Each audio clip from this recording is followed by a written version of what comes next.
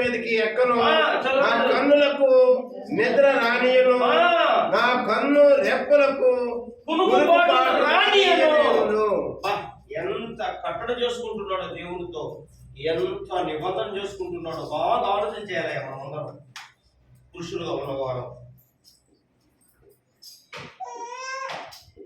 ఇక్కడ స్త్రీలు వాళ్ళ మనసుని ఇక్కడ ఉంచుకొని మనిషి ఎక్కడ ఉన్నారో, లేకపోతే మనిషి ఇక్కడ ఉంచుకొని మనసు ఎక్కడ ఉన్నదో నాకు తెలియదు, కానీ మీకు చెప్తున్న మాటలు. ఎవరు చెప్తున్న మాట అంట? పురుషులకు చెప్తున్న మాటలు. నేను నిద్రపోయినట్టు, నేను ఏర్పరచుకున్న నివాస స్థలంలోకి నేను వెళ్ళను, నేను పరుండం చేయకుండా నా మంచం నేను ఎక్కను, నా కనులకి నిద్ర రానియను, కనీసం కునుకుపాటు కూడా రానియను అంటున్నాడు. అక్కడ నిబంధన చేసుకుంటున్నాడు దేవునితో. హల్లెలూయా, హల్లెలూయా, హల్లెలూయా. మనం అలా చేసుకుంటామా అయ్యా? మనం అలా చేసుకుంటాం. 5 వచనాలు చదివితే భయం వేస్తుంది నాకు. మనం ఎలా ఉండాలనే కనీసం సమయాన్ని పాటించలేకపోతున్నామే. నాకు నడుము నొప్పి వచ్చేసింది, నేను పడుకోవాలి మంచం మీద, నాకు నిద్ర వచ్చేసింది, నా కనులు బాగా ఉన్నాయి, రెప్పలు నిద్రపోవాలా, కనీసం కునుపడడానికి సందుకు అట్లా ఏమంట కన్నెప్పలైనా అట్లా మూస్తాం అని మనసు ఉంటుంది. కానీ ఆయన నిబంధన చేసుకుంటున్నాడు అయ్యా. అక్కడ 5వ వచనం మనం ఒకసారి చదవద్దు బాబాయ్. ఎట్లనగా యెహోవాకు నేను ఒక స్థలము చూచు వరకు, యాకోబు యొక్క బలిష్ఠునికి ఒక నివాస స్థలము నేను చూచు వరకు, నా వాసన స్థలమైన గుడారములో నేను ప్రవేశింపను, నేను పరుండు మంచము మీద ఎక్కను, నా కన్నులకు నిద్ర రానియను, నా కన్ను రెప్పలకు కునుకు పాటు రానియను. నేను ఎంత ఖచ్చితంగా చూసుకుంటున్నాడు. నా దేవునికి ఒక నివాస స్థలం చూసుకున్నంత వరకు నేను నా నివాస స్థలంలోకి నేను వెళ్ళను అంటాడు. నేను పండుకున్న మంచం మీద నేను ఎక్కను అంటాడు. నా కంటికి నిద్ర రానిను అంటాడు. కనీసం కునుకుపాటైనా నా కన్ను రెప్పలకి రాని. హల్లెలూయా.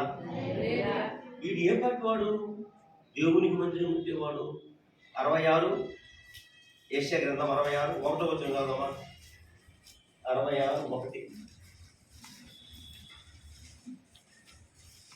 66:1 యెహోవా ఈలాగు ఆజ్ఞయించుచున్నాడు, ఆకాశము నా సింహాసనము, భూమి నా పాదపీఠము. మీరు నా నిమిత్తము కట్టనుద్దేశించి ఇల్లు ఏపాటిది? నా నిమిత్తము కట్టు ఇల్లు ఏ పాటిది? నాకు విశ్రమ స్థానముగా మీరు కట్టను ఉద్దేశించినది ఏ పాటిదయ్యా? ఇది ఆకాశమేమో సింహాసనం అంటున్నాడు, భూమిలో నా పాదపీఠం అంటున్నాడు, అంటున్నాడు. కానీ మీరు నా నిమిత్తము, వీడు ఏ పాటి వాడు? నాకు మందిరం కట్టేదానికి, నా మందిరం కట్టేదానికి ఏ పాటి వాడు? నేను ఈ గుమ్మంలో వస్తే మందిరం పడుతుందా? ఆకాశం సింహాసనం అంట, భూమి పాదపీఠం అంట. ఈయనకు మందిరంలో కట్టే అయ్యా, నువ్వు మందిరంలోకి రాగలుగుతాడా దేవుడు? సరిపోతుందా మందిరము? ఎటువంటి వాక్యము మనకి ఈరోజు ఈ వాక్యాన్ని చదువుకుంటున్నాం, వింటున్నాం. యెషయా గ్రంథకర్త రాస్తున్నాడు దాంట్లో 66:1 ఆకాశము సింహాసనము, భూమి నా పాదపీఠము. మీరు నా నిమిత్తము కట్టను ఉద్దేశించి ఇల్లు ఏ పాటిది? మీరు నా నిమిత్తము కట్టను ఉద్దేశించిన ఇల్లు ఏ పాటిది? మందిరం ఏ పాటిది? నేను పట్టదానా? నేను రాగలుగుతానా? నా కోసం ఏ పాటి వాడరా నువ్వు మందిరం కట్టేదానికి? చదువుదండి. నాకు విశ్రాంతి స్థలముగా మీరు కట్టను ఉద్దేశించినది ఏ పాటిది? నాకు విశ్రాంతి స్థలముగా కట్టను ఉద్దేశించిన స్థలం ఏ పాటిది? అవన్నీ అవన్నీ కృత్యములు. అవును, అవి నా వలన కలిగినవి. అవన్నీ దేవుడు వలన కలిగేటివే. హల్లెలూయా, ఏ పాటి వాడనవని, వాడు దొంగవని, వాడు గడ్డి దొంగవని, వాడు తాగుబోతాడవని, వాడు తిరుగుబోతాడని, వాడు వ్యభిచారమని, కానీ యేసు ప్రభువును ఒక్కసారి అనుకుంటే చాలు, యేసు ప్రభు తన హృదయంలో చేస్తాడు. ఎంత గొప్పవాడు మన దేవుడు. వాడు ఏ పాటి వాడు? నాకు నివాస స్థలం చూసి, నాకు నివసించేదానికి, విశ్రాంతి చేసేదానికి, నేను ఉండేదానికి ఎటువంటి మందిరాన్ని కట్టబోతాడు, ఎటువంటి నివాస స్థలం కట్టుతాడు. ఇటు హల్లెలూయా, హల్లెలూయా, హల్లెలూయా. సమయం 10 ఏమైపోతుంది సమయం? అది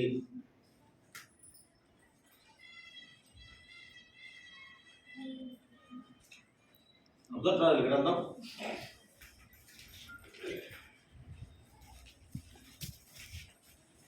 8వ అధ్యాయం. మొదటి రాజులు 8వ అధ్యాయం 27వ వచనం చదువుదామా? నిశ్చయముగా దేవుడు ఈ లోకమందు నిశ్చయముగా దేవుడు ఈ లోకమందు నివాసము చేయుడు, ఆకాశ మహాశనములు సహితము నిన్ను పట్టజాలము. నేను కట్టించిన ఈ మందిరము ఏలాగు పట్టును, అయినను యెహోవా నా దేవా, నీ దాసుడైన నా ప్రార్థనను విన్నపమును అంగీకరించి ఈ దినమున నీ దాసుడైన నేను చేయు ఈ ప్రార్థన వింటూ మొరను ఆలకించు దేవా అంటున్నాడు. హల్లెలూయా, హల్లెలూయా, హల్లెలూయా. ఇంకోసారి చదువుదాం. 27వ వచనం. నిశ్చయముగా దేవుడు ఈ లోకమందు నివాసము చేయడు, ఆకాశ మహాసములు సైతం నిన్ను పట్టజాలవు. నేను కట్టించిన ఈ మందిరము ఎలాగో పట్టును, అయినను యెహోవా నా దేవా, నీ దాసుడైన నా ప్రార్థనను విన్నపమును అంగీకరించి ఈ మందిరమున ఈ దినమున నీ దాసుడైన నేను చేయు ప్రార్థనను పెట్టు మొరను ఆలకించు దేవా అంటున్నాడు. నిజమేదావా, నేనేపాటి వాడినయ్యా, కానీ నీ దాసుడైన నేను ఈ ప్రార్థన, నా విన్నపము, నా మొర నువ్వు ఆలకించు ప్రభువా అని అడుగుతున్నావు దాసుడు. హల్లెలూయా. నీ పైన ఎంత కోపమైనా, ఎంత బాధైనా, ఇంకా నేను మాట్లాడకూడదు, చెప్పకూడదైనా మళ్ళా సహించుకొని మాట్లాడేవాడే దాసుడు. ఇటువంటి వారిని అసలు ఎంతమంది చూశాడు దేవుడు లోకం సృష్టించిన వాడు. హల్లెలూయా, హల్లెలూయా. ఆయనే లోపడుతున్నాడు అంట అందరికి. ఎవరే లోపడుతున్నాట? దేవుడు లోపడుతున్నాడు అందరికి. మరి ప్రార్థన వల్ల, వేరే దానికి లోబడు దేవుడు, ప్రార్థన వల్లనే దేవుడు లోపడతాడు. ప్రార్థన ఉంటే చాలు, దేవుడు లోబడి నీ యొక్కకు వస్తాడు, నీ హృదయంలోకి వస్తాడు, నీ మందిరంలోకి వస్తాడు. నీ మాట చొప్పున జరుగునుగా కట్టేది. హల్లెలూయా, హల్లెలూయా, హల్లెలూయా. అదే 2వ దినవృత్తాంత గ్రంథం 2వ అధ్యాయం. 2వ దినవృత్తాంత గ్రంథం 2వ అధ్యాయం 6వ వచనం చదువు. 2:6. 2వ అధ్యాయం 2వ దినవృత్తాంత గ్రంథం. తీసుకున్నారా అందరూ తీసుకున్నారా? 361 సంఖ్య, 361 సంఖ్య పైన. ఆకాశములను మహాకాశములను ఆయన పట్టజాలవు, ఆయనకు మందిరము కట్టించుటకు చాలిన వాడెవడు? ఆయన సన్నిధిని ఆయనకు మందిరమును కట్టించుటకైనను నేను ఏ మాత్రము వాడను. నేను ఏమాత్రపు వాడను, నేను ఏమాత్రపు వాడను, నేను ఏమాత్రపు దానిని. ఒక్కసారి మనం ఆలోచన చేయాలి. అన్నీ ఇస్తాడు దేవుడు మనకి, కోరింది ఇస్తాడు, అడిగింది ఇస్తాడు. కానీ మనము నేను ఏ పార్టీ దానినయ్యా అని అంటున్నావా? చెప్పాలి, మీరు అంటున్నారా? ఎంతో ఇస్తాడు దేవుడు, ఎంతో ఇస్తా ఉన్నాడు. నేను ఏ పాట దానినయ్యా, లేకపోతే నేను ఏ పాటి వాడినయ్యా. కానీ మనకు అప్పుడే గర్వం వచ్చేస్తాను. ఏమొచ్చేస్తుందట? గర్వం వచ్చేస్తాను. గర్వాన్ని అది ఒకవేళ వచ్చిన దాన్ని సాయంకాలం లోపల తుంచుకునేటట్టు వచ్చుకున్నాము. ఏం చేయాలి దాన్ని? ఏం చేయాలి దాన్ని? మరి హృదయం నుంచి తుంచేయాలి, తుంచేయాలి. అది ఏమన్నా కానీ తుంచేయాలి. ఈ గర్వాన్ని రాని పాక ప్రభువా దీన్ని తుంచుతున్నాను, ఈ కోపాన్ని రాని పాక ప్రభువా దీన్ని తుంచుతున్నాను. కోపం అనేది మనిషికి రావచ్చు, కానీ అది రాత్రంతా నిద్ర చేయకుండా కోపం. ఎప్పుడంతా? రాత్రంతా నిద్ర చేస్తే నీ కుటుంబానికి నీకే పాడైపోతారు. కోపం రావచ్చు, ఒక క్షణం కోపం రావచ్చు, కోపం పోవచ్చు. కానీ ఈ కోపం రాత్రి అంతా కానీ నిద్ర చేస్తే మరి కుటుంబం ఏమైపోతాడ? కోపాన్ని ఉంచుకోబాకండి, గర్వాన్ని ఉంచుకోబాకండి, దాన్ని తుంచుకొని వేస్తాం. పర్వాలేదు, పర్వాలేదు, పర్వాలేదు. నేను ఏమాత్రం ఉన్నాయా? మహాశక్తిమంతుడు కదా, మందిరాన్ని కట్టించేదానికి నేను ఏమాత్రం అక్కడి నుంచి చదువు. నా తండ్రి అయిన దావీదు నియమించిన యూదా దేశములోను. ఎక్కడికో వెళ్ళిపోయినావే? ఎక్కడికో వెళ్ళిపోయినావు కదా, అదేనా? 7వ వచనం. ఆహా, 6 కంప్లీట్ కాలేదు కదా. ధూపము వేయుటకే నేను ఏమాత్రపు వాడను అన్నాడు. ఆడికి ఆపేనావు. ధూపము వేయుటకే ధూపము వేయుటకు నేను ఆయనకు మందిరమును కట్టదలిచి ఉన్నాను. నేను ఆయనకు మందిరాన్ని కట్టేదానికి తలుచుకున్నానయ్యా. నేనా దేవుడే వచ్చి మందిరంలో ఉండాలని నేను కట్టలేదయ్యా. ఆయన ఆకాశము సింహాసనము, భూమి ఆయన పాదపీఠము. ఆయనకు మందిరాన్ని కట్టేదానికి నేను ఏ పాటి వాడిని? నేనేం చేయాలంటే ఇప్పుడు మందిరాన్ని కట్టి దేవునికి ధూపం వేసేదని కట్టానయ్యా మందిరం. దేవునికి ధూపం వేసిన అక్కడ దేవుడు ఉంటాడు అన్నాడు. ప్రత్యక్ష గుడారంలో ధూపాన్ని వేసేటప్పుడు ఆ రక్తాన్ని ఎత్తుకోపోయి ప్రోత్సహించేటప్పుడు అక్కడ దేవుడు ఉన్నాడు. హల్లెలూయా, హల్లెలూయా, హల్లెలూయా. దేవుడు సృష్టించిన సృష్టి అంతా ఆయనే కదా. ఎక్కడైనా ఉంటాడు, నీ హృదయంలో ఉంటాడు, నీ మనసులో ఉంటాడు, నీ మాటల్లో ఉంటాడు, నీ పోయే నడిచే దారిలో ఉంటాడు. ఉంటాడా? చాలా మంది అనుకుంటారు ఊరు లేదు ఇక్కడ. ఏంటంట ఇక్కడ చాలి లేడు, ఏసేబై లేడు, మత్తన్న లేడు, తర్వాత విక్రమబాయి లేడు, చెంగాయి లేడు, రవి లేడు అనుకుంటాం. కానీ అక్కడ అంతా కూడా దేవుడు ఉంటాడు. హల్లెలూయా, హల్లెలూయా, హల్లెలూయా. ఆ స్థలంలో దేవుడు ఉంటాడు. మనం అనుకుంటాం అక్కడే ఉన్నాం, మన చూపులు వేరేగా పోవచ్చు, మన మనసు వేరేగా పోవచ్చు అనుకుంటాం. కానీ మన పక్కన దేవుడు ఉన్నాడు. నేను ఏ పాటి వాడినయ్యా? నేను మందిరం కట్టి ఆయన నుంచి నా మందిరంలో ఉండేదానికి, నేను ధూపం వేసేదానికే మందిరం కట్టాను. ఎంత తగ్గింపు స్వభావం! హల్లెలూయా, హల్లెలూయా, హల్లెలూయా.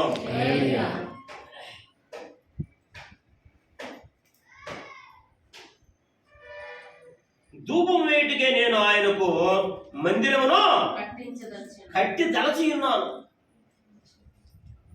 అంతే. ఏదో దేవుడు చేశాడు, నిలబడిపోయాడు, అందరూ చేసి ఆడ శాస్త్రంగా కొనుక్కొని నమస్కరించండి దేవుడు ఉన్నాడని నేను చెప్పేవాడిని మాత్రం కాదయ్యా. మీరు ఎలాగైతే మందిరానికి వస్తున్నారు, నేను కూడా ధూపం వేసడానికి రెడీగా ఉన్నాను. మందిరం దేవుడు మందిరం. దేవుని మందిరం అంట నీది నాది కాదు. అందుకే మన సంఘం అంతా ప్రార్థన చేసి స్థలం దొరికింది, మన దినాన చేసి పెట్టి ఆ స్థలం అంతా క్లీన్ చేపించేసేవాడు. దానికి దారి ఏర్పరచాలి. దారి లేదు పోయేదానికి. మిమ్మల్ని అందరినీ తీసుకుని పోయి అందరూ నిలబెట్టి చేతులు ఎత్తి ప్రార్థన చేయించేవాడిని. అక్కడ కాలం ఉంది, ఆ కాలంలో దాటుకుని పోవాలా, కష్టం. వాళ్ళు చేసి పోయేదానికే బాగా ఎక్కువ పోయి లింక్ చేశారు. త్వరగా కడతాం మందిరం. అధికారులతో మాట్లాడదాం, దేవుడు మాట్లాడతాడు, అధికారులు మనసు మారుస్తారు. మందిరాన్ని కడదాం, 10 మంది చూడాలి. నేనంతా సమస్య ఏమంటూ నా ప్రార్థన మందిరం. ప్రతి ఒక్కరు రావచ్చు, అక్కడికి దొంగ రావచ్చు, విభజించే పురుషుడు రావచ్చు, స్త్రీ రావచ్చు, అబద్ధాలు చెప్పేవారు రావచ్చు, ప్రతి ఒక్కరు రావచ్చు అక్కడ. ఒకనొక రోజుల్లో మనం అలాగే ఉంటుంది. హల్లెలూయా. మోసగాడు, అబద్ధాలు చెప్పేవాడు, అన్యాయం చేసేవాడు, తాగుబోతు, జూదం ఆడేవాడు, వ్యభిచారం చేసేవాడు. కానీ దేవుడు ఒక క్షణం కూడా దేవుడు మార్చేస్తాడు. కానీ హృదయాన్ని మాత్రమే మనకు దేవుడు ఏమి ఇవ్వాలంట? నీ అందం కాదు, నీ డబ్బు కాదు, నీ ఆస్తి కాదు, హృదయం మాత్రం దేవుడికి ఇస్తే నిన్ను అలాగే మార్చేసేవాడు ఉంటాడు దేవుడు. నిన్ను తిప్పుకుంటాడు. అట్లా నువ్వు తిరగవు, ఏదట నీ మనసు తిరగదు, నువ్వు తిరగవు, కానీ నిన్ను తిప్పుకుంటాడు దేవుడు. తిరిగి నా కుమారుడు తల్లి ఎలాగైతే కింద నుంచి పెట్టి ఎత్తేసుకుని సకాలు ఎత్తేసుకుంటుందా, మరిగి ఎత్తేసుకునేవాడు మన దేవుడు. అది ఇంకా మీకు అర్థంగా నుదిము వచ్చే వరకు ఇంకా చెప్పాలంటే ఎడొద్దంట నుదిము వచ్చు వరకు నేను ఎత్తుకునేవాడిని కదా అంటాడు దేవుడు. మన అమ్మ మనల్ని ఎత్తుకోగలుగుతుందా? ఎత్తుకోలేదు. ఇప్పుడు నేను 80 కేజీలు మా అమౌంట్ ఎత్తుకుంటుంది అన్న గురువు ఎందుక. కానీ దేవుడికి నుదిము వచ్చే వరకు నేను ఎత్తుకునేవాడిని, నీ వృద్ధాపం అయిపోతాను, నా చక్కని ఎత్తుకుంటున్నాను. ఎన్ని ఆలోచన చేయము, ఏందో కొన్ని ఆలోచన. కాబట్టి అడుగుతున్నాడు, నా నివాస స్థలానికి, నేను దేవుని నివాస స్థలము చూసేంత వరకు, కట్టేంత వరకు నా నివాస స్థలానికి నేను వెళ్ళను. నేను మంచం ఎక్కి పనుకుంటాను, నేను మంచం ఎక్కను. నా కళ్ళకు నిద్ర రానిను, నా కళ్ళకు కునుకుపాటు కూడా రానియను చెప్తున్నాడు. ఎంత నిబంధన చేసుకుంటున్నాడంటే దేవునితో, ఎంత ఖచ్చితంగా మాట్లాడుతున్నాడంటే అలాగ ఖచ్చితంగా ఉండాలి మనలో.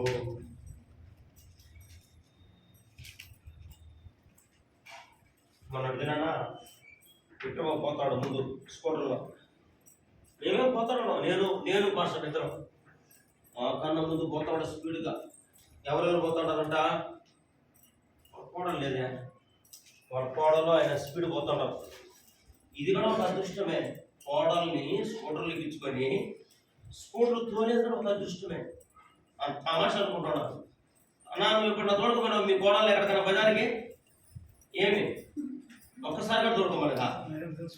స్కూటర్లో కాదు, కూడా మాట్లాడుతున్నా బాబా బజార్కి లేదు. వేసామన్నా నువ్వు సైకిల్లో తోడుకోమలా. విక్రమబాబయ్య స్కూటర్లో తీసుకున్నాను, కోడలు తీసుకొని పోతా ఉంటే స్కూటర్ ఎంతో గాల్లో పోతా ఉండదు బట్టి. నేను పాఠశాల చెప్తాడా, ఇటువంటి అదృష్టం వస్తుంది అందరికీ. ఎటువంటి అదృష్టమా? కోడలు మెచ్చుకుంటాడు, మా మామ బ్రహ్మాండంగా వస్తుందా బండి. అది కూడా ఒక అదృష్టమే, కోడలు తీసుకుని వెళ్ళి.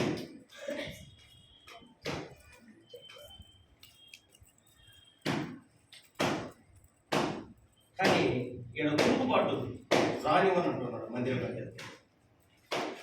మళ్ళా అన్ని కోడలైనా, కుమారుడైనా, భార్య అయినా మళ్ళా నేను ఆ నివాస స్థలానికి రానంటున్నాడు. ముందు మందిరం చూసుకోవాలా, మందిరం స్థలం కావాలా, దేవుడు నివాసం ఉండేదని. ఆకాశం నా సింహాసనం అంట, భూమి నా పాదపీఠం. ఇక అక్కడ తెచ్చుకొని పెట్టేది దేవుని మందిరంలో మనమా ఈ చిన్న మందిరం పెట్టుకొని. రేపు కొత్త నిబంధనలు ఎక్కకపోతే ఆ కొరింథీ పత్రిక రాస్తాడు అపోస్తలుడైన పౌలు, నీ హృదయమే ఆలయమై ఉన్నది. ఏంటంట? నీ హృదయము ఇంత సృష్టిని సృష్టించిన దేవుడు నీ హృదయం అంటుంటే నీ హృదయంలో ఉన్నాడే. అది ఎవరన్నా ఆలోచన చేస్తున్నావా మనం? తినరా పాడేది పాడరా అంటే లెక్కలో ఉన్నామేమో. మందిరానికి వస్తే వస్తానంత రామా ఏనా? దగ్గర దగ్గర 70 మంది 80 మందికి బాప్తిజం ఇచ్చున్నాము. ఏది ఏ పాటి వారు ఎక్కడ ఎంతమంది లేదే, అంతమందికి ఇచ్చున్నాం మనం బాప్తిజం. ఎవరు లేదు. ఏమి వారు రాకపోతే ఈ నెలంతా రావా, రేపు నెల వస్తాం, మేము మునిగిపోతాడా? దేవుడు తెలుసా? దేవుడికి తెలుసు.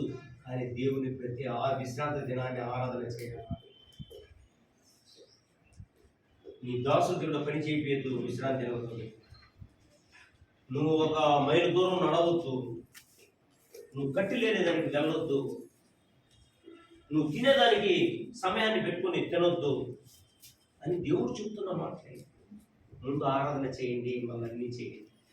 7 దినాలు కష్టపడండి, రాత్రు మొగులు భార్య భర్తలు ఇద్దరు పోయి కష్టపడి 7 రోజులు వచ్చి ఆరాధన చేస్తాను మనం సిద్ధంగా. హల్లెలూయా, హల్లెలూయా. కాబట్టి మనం అందరూ కట్టే దాంట్లో కూడా ఏ పాటి వారు కానీ ఒక నిబంధన చూసుకుంటున్నాడు అక్కడ. ఏంటంట? ఏం చూసుకుంటున్నాడంట? ఒకసారి చదవాయండి విక్రమయ్య, నువ్వే చదవాలా మాకు ఈరోజు. 5వ అధ్యాయమే చదువులే, లేకపోతే 1, 2, 3, 4, 5 చదివేసి బాగుంటుంది. మనకి వినేదానికి కదా బాగుంటుంది. ఎన్నో కీర్తన? 132వ కీర్తన. 1, 2, 3, 4, 5 అంటే 4, 5 ఒకటిగానే ఉంది అక్కడ. చదువే.